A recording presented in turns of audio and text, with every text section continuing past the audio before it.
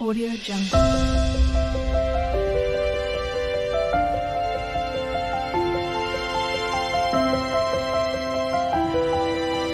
Audio Jungle. Hello friends, कैसे हैं आप सब लोग। आज हम लोग स्वस्थ ऋतु में निसर्गोपचार चिकित्सा के अंतर्गत आहार के बारे में डिस्कस करेंगे। इसको नेचुरल डाइट कहा जाता है। तो नेचुरल डाइट के द्वारा जो चिकित्सा की जाती है उसे प्राकृतिक आहार चिकित्सा कहते हैं। तो हम सभी जानते हैं कि जो प्रकृति में उत्पन्न आहार होता है वो भी कई तरह से विभिन्न रोगों से लड़ने में लाभदायक होता है और हमारी हेल्प करता है। आयुर्वेद में भी कई तरह के आहारों का वर्णन किया गया है जिनको खाने से हम विभिन्न तरह के रोगों से लड़ सकते हैं। तो इसी के बारे में हम लोग डिस्कस करेंगे। चूँकि ये आहार टॉपिक नेचुरोपैथी का है और मतलब कि आयुर्वेद में एग्ज़ाम पॉइंट ऑफ व्यू से देखा जाए तो इतना ज़्यादा इम्पोर्टेंट नहीं है और इसमें नेचुरल डाइट से संबंधित चीज़ों का वर्णन किया हुआ है और नेचुरल डाइट खुद में भी एक बहुत बड़ा अपने में एक टॉपिक है। इसमें हम लोग इस टॉपिक पे एक आउटलाइन देखेंगे, ठीक है। आहार के बारे में हम लोग इसमें बहुत ज़्यादा ब्रीफली डिस्कस नहीं करेंगे। इतना डिस्कस करेंगे जिससे हमें चीज़ें समझ में आ जाए और हम लोग एग्ज़ाम में आराम से लिख सकें। इसमें हम लोग इसके परिचय के बारे में देखेंगे, फिर उसके बाद संतुलित आहार क्या होता है, बैलेंस डाइट क्या होती है उसके बारे में देखेंगे। इसके बाद देखेंगे विजातीय तत्व, मतलब ये जो टॉक्सिक सब्सटेंस है उनको शरीर से बाहर निकालने वाले आहार क्या होते हैं, किस तरह के होते हैं उसके बारे में। शामक आहार के बारे में डिस्कस करेंगे, ठीक है। शरीर का निर्माण एवं क्षतिपूर्ति करने वाले आहार, जो शरीर को निर्माण करते हैं और जो बॉडी में डिस्ट्रक्शन हुआ होता है विभिन्न डिफरेंट टाइप से उसको जो क्षतिपूर्ति करते हैं उसके बारे में, ठीक है। एसिडिक और बेसिक आहार क्या होते हैं। धनात्मक और ऋणात्मक आहार, मतलब पॉजिटिव फूड और नेगेटिव फूड क्या होता है। और आहार में रंगों का संयोजन, ठीक है। विभिन्न प्रकार के जो रंग बिरंगे आहार होते हैं, हरी सब्जियां हो गई, सफ़ेद मूली हो गई, लाल गाजर हो गए, तो इसका शरीर पे किस तरह से प्रभाव पड़ता है उसके बारे में भी थोड़ा डिस्कस करेंगे। तो चलिए स्टार्ट करते हैं। वीडियो को आगे देखने से पहले अगर आपने अभी तक हमारे चैनल को सब्सक्राइब नहीं किया है तो सब्सक्राइब कर लीजिए, जिससे आपको आने वाले और भी वीडियोस के नोटिफिकेशन मिल जाएंगे। आप हमें फेसबुक और इंस्टाग्राम पे भी फॉलो कर सकते हैं। तो चलिए स्टार्ट करते हैं। तो सबसे पहले देखते हैं परिचय। तो परिचय के बारे में अगर देखा जाए तो यहाँ पे चरक सूत्र स्थान के 25वें अध्याय का 31वां श्लोक क्या कहता है कि हित आहार उपयोग एव पुरुष वृद्धि करो भवति अहित आहार उपयोग पुनर्व्याधि निमित्तम इति, ठीक है। अर्थात इसका मतलब क्या होता है कि हित आहार सेवन से पुरुष की वृद्धि होती है और अहित आहार से व्याधि की उत्पत्ति होती है, मतलब अहित आहार व्याधि का कारण होता है, ठीक है। और आयुर्वेद में आहार को जीवन के 3 प्रमुख उपस्तंभों में से एक बताया गया है, ठीक है। तो आपके लिए क्वेश्चन है कि आयुर्वेद में जीवन के 3 प्रमुख उपस्तंभ क्या है। एक तो आहार हो गया और 2 क्या हैं वो आप बताइए कमेंट बॉक्स में कमेंट करके। एक दूसरा श्लोक है, ठीक है, उसे अध्याय के 40वां श्लोक है, उसके बारे में कि काल भोजनम आरोग्य काराणाम, ठीक है। मतलब में समय में किया गया भोजन आरोग्य उत्पन्न करने वाले कारणों में श्रेष्ठ है, ठीक है। मतलब कि जो कारण हैं जिनसे आरोग्य की उत्पत्ति होती है उसमें अगर एक पॉइंट ये भी है कि समय पे आहार किया जाए। काश्यप संहिता खिल स्थान का श्लोक देखते हैं, क्या कहते हैं कि न च आहारम समम किंचित भैषज्यम उपलभ्यते, मतलब इस संसार में आहार के समान दूसरी कोई औषधि उपलब्ध नहीं है। उन्होंने तो आहार को औषधि के बराबर बता दिया है और उन्होंने ये भी कहा कि आहार के समान कोई दूसरी औषधि भी उपलब्ध नहीं है, ठीक है। इसी में काश्यप संहिता खिल स्थान के सेम अध्याय के अगले 9वें श्लोक में बताया गया है कि आरोग्यम भोजन अधीनम, मतलब कि आरोग्यता जो है वो भोजन के अधीन है। इसके बाद एक छोटा सा श्लोक और है कि आरोग्यता किए गए भोजन के अधीन है के बाद देखते हैं एक और छोटा सा श्लोक है, श्रीमद् भागवत गीता का है कि आहार शुद्धौ शव शुद्धि, मतलब क्या होता है कि शुद्ध भोजन ग्रहण करने से हमारा मन शुद्ध होता है, ठीक है। अतः प्राणी का वर्ण, प्रसन्नता, स्वर, जीवन, प्रतिभा, सुख, संतोष, पुष्टि, बल व मेधा सभी आहार पर ही आश्रित रहते हैं। ये हो गया परिचय। और क्या देख सकते हैं इसमें, जैसे प्रकृति है, प्रकृति चिकित्सा विज्ञान में आहार को अधिक से अधिक उससे प्राकृतिक रूप में उपयोग करने का विधान किया गया है, ठीक है। जैसे ऋतु के अनुसार ताजे फल व हरी सब्जियां, ठीक है, अंकुरित अन्न आदि का उपयोग, खाद्य पदार्थों की उत्पत्ति मूलतः पृथ्वी से होती है, अतः आहार ग्रहण करने से शरीर को पृथ्वी तत्व की भी उपलब्धि होती है। फिर देखते हैं इसके बाद संतुलित आहार मतलब बैलेंस डाइट किसे कहते हैं। ठीक है, तो हमारे शरीर में जो हम भोजन करते हैं तो भोजन के मूल तत्व जो होते हैं प्रोटीन, कार्बोहाइड्रेट, वसा मतलब फैट, खनिज, लवण व विटामिन है। ठीक है, और ये सभी तत्व खाद्य पदार्थों में न्यूनाधिक मात्रा में उपस्थित रहते हैं। मतलब न्यूनाधिक मतलब किसी खाने में कम रहेंगे और किसी खाने में ज़्यादा भी हो सकते हैं। ठीक, और प्रत्येक प्राणी में इन मूल तत्वों की आवश्यकता अलग अलग होती है। ठीक है, हर जो प्राणी है उसमें इन मूल तत्वों की आवश्यकता, किसी प्राणी में कम की आवश्यकता होगी, किसी प्राणी में ज़्यादा की आवश्यकता होती है। ठीक है, जब आहार में सभी मूल तत्वों का समावेश मात्रा अनुसार हो जाता है तब उसे संतुलित आहार कहा जाता है। तो ये इंपॉर्टेंट पॉइंट है कि जब आहार में सभी मूल तत्व, जितने भी एसेंशियल तत्व हैं, ठीक है, जो मूल तत्व हैं, उनका समावेश मात्रा अनुसार हो जाता है तब उसे संतुलित आहार कहा जाता है। और संतुलित आहार ग्रहण करना आरोग्य की कुंजी है।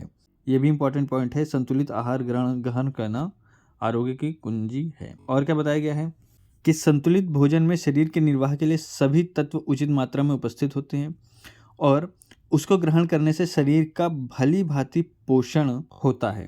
शरीर का भली भांति से पोषण होता है मतलब कि उसकी ग्रोथ नॉर्मल होगी, वो आरोग्य को प्राप्त होगा, ये ऐसी चीज़ें इसको और उसे पर्याप्त शक्ति व ताप की उपलब्धि होगी, हीट प्रॉपर जनरेट होगी और प्रॉपर उसमें एनर्जी रहेगी। स्वास्थ्य व आयु की वृद्धि संतुलित आहार से प्राप्त होती है।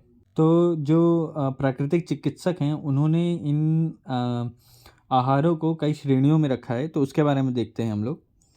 तो आई होप आपको ये संतुलित आहार के बारे में समझ में आ गया होगा कि मूलतः संतुलित आहार क्या होता है। ठीक है, तो मूलतः वो होता है कि जितने भी शरीर में पाए जाने मूल तत्व हैं, ठीक है, उनका समावेश उस आहार में मात्रा अनुसार हो और जब व्यक्ति उसको ग्रहण करता है तो उस आहार को संतुलित आहार कहते हैं।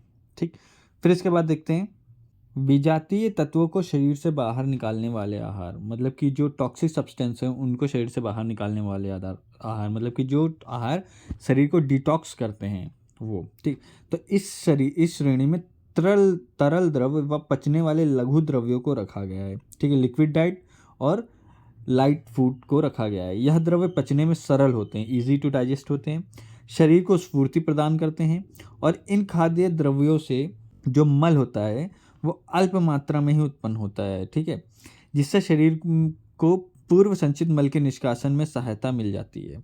तो इसमें जो है जो मल होता है वो कम मात्रा में निकलता है, तो जब मल कम मात्रा में निकलेगा तो बचा हुआ जो शरीर के अंदर जो पहले से मल है वो भी निकल जाता है। ठीक, जिससे शरीर डिटॉक्स करने में बहुत ही ज़्यादा आसानी होती है।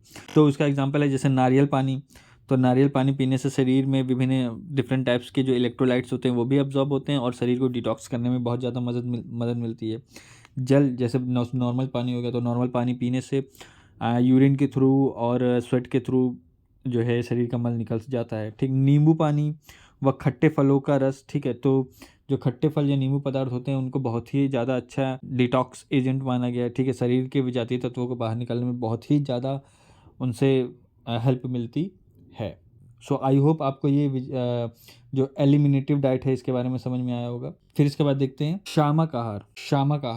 तो शामक आहार को सुख प्रदान करने वाले, ठीक है, संतुष्टि उत्पन्न करने वाले व प्रसन्नता उत्पन्न करने वाले आहार भी कहा जाता है। ठीक है, तो शामक आहार वो होते हैं जिनसे व्यक्ति को सुख प्रदान होता है, व्यक्ति का मन संतुष्ट होता है, शांत होता है और प्रसन्नता उत्पन्न होती है। ठीक है, इसका सेवन स्वस्थ व्यक्ति के स्वास्थ्य के संवर्धन हेतु, ठीक है, मतलब कि स्वस्थ व्यक्ति का जो स्वास्थ्य है वो बना रहे, बिगड़े नहीं, एवं पाचक अग्नि के सम न होने पर किया जाता है। जब पाचक अग्नि सम नहीं होती है तब इसका जो प्रयोग है, सेवन है या किया जाता है। ठीक है, यह द्रव्य पाचन तंत्र पर अधिक बाहर नहीं डालते और ये जो भोजन होते हैं, ये आहार होते हैं, ये जो है डाइजेस्टिव सिस्टम पे बहुत ही ज़्यादा वो भार नहीं डालते तथा सरलता इजीली डाइजेस्ट हो जाते हैं। जैसे फल हो गया, सलाद हो गया, उबली या स्टीम्ड सब्जियां आदि। ठीक है, तो ये सब जो होती हैं ये सब सूदिंग डाइट कहते हैं इनको इंग्लिश में, होती हैं। ठीक है, ये इजीली डाइजेस्टेबल होती हैं और अगर आपकी पाचक अग्नि सम नहीं है, ठीक है, डाइजेस्टिव सिस्टम अच्छे से काम नहीं कर रहा है, तब इसका प्रयोग कर सकते हैं। और इनको खाने से रोगी में सुख की उत्पत्ति होती है, संतुष्टि की उत्पत्ति होती है, ऐसा माना जाता है। तो ये हो गया शामक आहार मतलब सूदिंग डाइट। फिर इसके बाद देखते हैं शरीर का निर्माण करने वाले व क्षतिपूर्ति करने वाले आहार। शरीर का निर्माण करने वाले मतलब कि शरीर को जो कंस्ट्रक्ट करते हैं, कंस्ट्रक्टिव डाइट, या क्षतिपूर्ति करते हैं, जो शरीर में विभिन्न टाइप से क्षतियाँ होती हैं उसकी पूर्ति करने वाले आहार। तो इसको हम लोग मॉडर्न में कंस्ट्रक्टिव डाइट से कोरिलेट कर सकते हैं। तो इसके अगर देखा जाए तो शरीर की संपूर्ण आवश्यकताओं की पूर्ति के लिए पूर्ण आहार इस श्रेणी में आते हैं।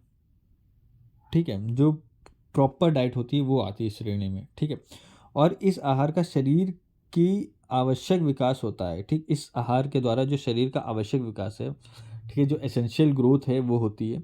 शरीर को एनर्जी मिलती है, शरीर को ऊर्जा मिलती है इसके द्वारा। जैसे दाल हो गया, दही हो गया, फाइबर युक्त आटे की रोटी हो गया, इसी तरह की अन्य डाइट जो होती है इन्हें कंस्ट्रक्टिव डाइट कहा जाता है। इसमें क्या होता है कि शरीर की जो भी आवश्यकताएं होती हैं वो पूर्ण होती हैं, और शरीर का आवश्यक विकास जो एसेंशियल ग्रोथ होती है वो इस फूड के द्वारा की जाती है।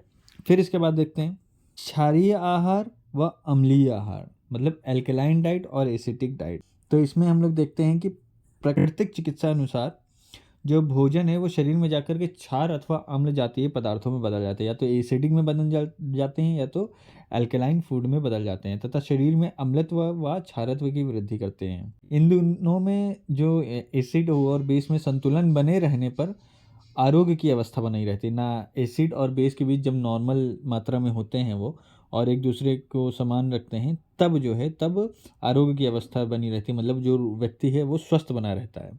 और संतुलन बिगड़ने पर शरीर में अम्ल भाव बढ़ने पर रोग उत्पन्न होते हैं। ठीक है, और जब संतुलन बिगड़ता है इन दोनों के बीच, एसिड और बेस के बीच, तब अम्ल भाव बढ़ गया या एल्कलाइन भाव बढ़ गया तो विभिन्न प्रकार के रोगों की उत्पत्ति होती है। इसी को संतुलन बनाए रखने के लिए जो आहार है उसमें 4 भाग क्षारीय खाद्य व 1 भाग अम्लीय खाद्य पदार्थ का समावेश करना चाहिए, मतलब 4:1 का रेशियो रखना चाहिए। तो क्षारीय खाद्य पदार्थ की अगर बात की जाए तो क्षारीय खाद्य पदार्थ में जैसे जितने भी ताज़े पके व खट्टे फल आते हैं वो हो गए। ठीक है, दुग्ध हो गया, तक्र हो गया, ताज़ी हरी सब्जियां हो गई, सलाद हो गया, गुड़ हो गया, मक्खन हो गया, गन्ना हो गया, ये सब चीज़ें। खट्टे द्रव्यों में 3 अम्ल क्षारीय प्रकृति वाले होते हैं। ठीक है, मतलब कि कुछ ऐसे भी होते हैं जिसमें अम्ल और क्षारीय सब पाए जाते हैं, जैसे साइट्रिक अम्ल मतलब नींबू हो गया, किशमिश हो गया, मौलिक अम्ल। ठीक है, मौलिक अम्ल में जैसे नाशपाती, सेब, अंगूर, टमाटर ये हो गया, और टार्टरिक अम्ल, ठीक, इसमें अंगूर आता है। अब इसके बाद अगर अम्लीय आहार देखा जाए जो एसिडिक डाइट होती है, तो एसिडिक डाइट में जैसे मांस खा लेंगे, मछली हो गया, अंडा हो गया, पनीर हो गया, विभिन्न प्रकार के अनाज हो गया, मेवा, चीनी, मिठाइयाँ हो गई, अचार हो गया, एसिडिक होता है, सिरका हो गया, एसिडिक होता है, चाय, कॉफ़ी हो गई, तैलीय आहार हो गया, खीर हो गई है, या जो हम लोग पैक्ड फूड खाते हैं आजकल सबसे ज़्यादा पैक्ड फूड चलते हैं, उससे भी शरीर में एसिड की मात्रा बढ़ती है। सो आई होप आपको ये एसिडिक डाइट और एल्कलाइन डाइट के बारे में समझ में आया होगा। फिर इसके बाद देखते हैं धनात्मक आहार। ठीक है, मतलब पॉजिटिव फूड। तो धनात्मक आहार शरीर के लिए आवश्यक सभी मूल तत्व विद्वान रहते हैं। ठीक है, और यह क्षारीय प्रकृति के होते हैं, मतलब कि एल्कलाइन प्रकृति के होते हैं, और इनमें जल व फाइबर की प्रचुर मात्रा होती है, और यह तत्व शरीर में पॉजिटिव ऊर्जा का संचार करते हैं। इनमें शरीर को शक्ति मिलती है और शरीर का पोषण होता है, और शरीर से विजातीय तत्व सुगमता से बाहर निकल जाते हैं। ठीक है, जो भी टॉक्सिक पदार्थ होते हैं, जो भी शरीर के लिए हानिकारक पदार्थ होते हैं, वो पॉजिटिव फूड जो धनात्मक आहार होता है उसके द्वारा इजीली निकल जाते हैं। ठीक है, और इसी कारण से अगर देखा जाए तो प्राथमिक या सकारात्मक आहार भी इन्हें कहा जाता है। ठीक, अगर इसका एग्जाम्पल देखा जाए तो ताज़े रसदार फल व ताज़ी हरी सब्जियां इसके जो एग्जाम्पल हैं वो होते हैं। अब इसके बाद देखते हैं ऋणात्मक आहार, मतलब कि जो नेगेटिव फूड होता है उसके बारे में। तो ऋणात्मक आहार जो होते हैं वो अम्लीय प्रकृति के होते हैं, मतलब एसिडिक इन नेचर होते हैं। इसमें फाइबर बहुत कम होता है, अतः ये मल को शरीर में रोकते हैं और ये शरीर के लिए हानिकारक होते हैं। जो एसिडिक फूड होते हैं ये शरीर के लिए हानिकारक होते हैं, अतः इन्हें नकारात्मक व द्वितीय आहार भी कहा जाता है। नेगेटिव या द्वितीय आहार भी इनको कहा जाता है। जैसे एग्जाम्पल देखा जाए तो अंडा, दाल, विभिन्न प्रकार की फलियां हैं, ये सब इसके अंतर्गत आते हैं। फिर इसके बाद देखते हैं आहार में रंगों का समायोजन। ठीक है, combination of colours in food. ठीक, तो तो प्राकृतिक चिकित्सकों का मानना है कि आहार में विभिन्न रंगों के द्रव्यों का समावेश संतुलित मात्रा में होना चाहिए। जैसे लाल रंग जो होता है वो टमाटर का होता है, अनार, चुकंदर, तरबूज का होता है। पीला रंग जो होता है वो आम, सफ़ेद रंग जो होता है वो केले से, मूली, दुग्ध से, ठीक है। हरा रंग जो होता है वो हरी सब्जियों से, ठीक है। ये रंग जो होते हैं वो आरोग्य प्राप्ति के साधन होते हैं। और अगर रंगों की बात की जाए तो हमने सूर्य चिकित्सा जो हीलियोथेरेपी है, जो क्रोमोथेरेपी है, उसके अंतर्गत हमने बता दिया है कि कौन सा रंग किस कार्य में शरीर में किस प्रकार से प्रभाव करता है। तो आप वहाँ वीडियो देख सकते हैं, जिसका लिंक मैंने डिस्क्रिप्शन में भी दे दिया है। आहार में किसी विशेष रंग का खाद्य पदार्थ अधिक लेने से उस रंग की अधिकता होने वाले लक्षण प्रकट होते हैं। ठीक, तो हमने लक्षण के बारे में डिस्कस कर ही दिया है वीडियो में, जिसका लिंक डिस्क्रिप्शन में आप देख सकते हैं। और यहाँ पे बताया गया है कि जिस रंग का आहार हम लेंगे, शरीर में उस रंग के प्रभाव जो होते हैं, उस रंग के जो लक्षण होते हैं, वह बहुत ही अच्छे से, मतलब कि उसके जो लक्षण होते हैं वो प्रकट होंगे। जैसे सफ़ेद रंग के खाद्य का भोजन करने पर, अधिक उपयोग करने पर शीतजन्य विकार, व पीले रंग का भोजन करने में या अधिक उपयोग करने पर गर्मीजन्य विकार शरीर में उत्पन्न होते हैं। ठीक है, इसलिए अगर देखा जाए तो सफ़ेद चावल के साथ पीली दाल खाने का प्रचलन है। क्यों? क्योंकि उससे जो शीत व उष्ण गुण है उसमें संतुलन बन जाता है। लेकिन अगर अतिसार है, ठीक है, जहाँ उष्ण गुण सारक होने से अपत्य होता है, तो चावल के साथ इसमें दही का प्रयोग किया जाता है। ठीक है, अतिसार में उष्ण गुण अपत्य हो जाता है, तो उसमें चावल और दही दोनों ठंडे होते हैं, उसका प्रयोग किया जाता है। ठीक है, सो गाइज ये वीडियो यहीं तक था। और इसमें जो है, जो नेचुरोपैथी के पॉइंट ऑफ व्यू से जो नेचुरल डाइट के बारे में डिस्कशन था वो किया गया, जो स्वस्वृत सब्जेक्ट के अंतर्गत आता है। आई होप आपको समझ में आया होगा। और अगर किसी प्रकार का वीडियो के दौरान कोई कन्फ्यूजन होता है तो आप कमेंट बॉक्स में कमेंट करके पूछ सकते हैं। और ये वीडियो जो नेचुरल डाइट जो टॉपिक है उसके ऊपर बहुत ही ज़्यादा संक्षेप में बनाया गया है। अगर आप विस्तार से इन चीज़ों के बारे में जानना चाहते हैं तो आप कमेंट बॉक्स में कमेंट करके मुझसे पूछ सकते हैं। ठीक है, अगर वीडियो पसंद आई हो, समझ में आई, तो वीडियो को लाइक करें, चैनल को सब्सक्राइब करें, वीडियो को ज़्यादा से ज़्यादा लोगों में शेयर करें। And thank you so much for watching.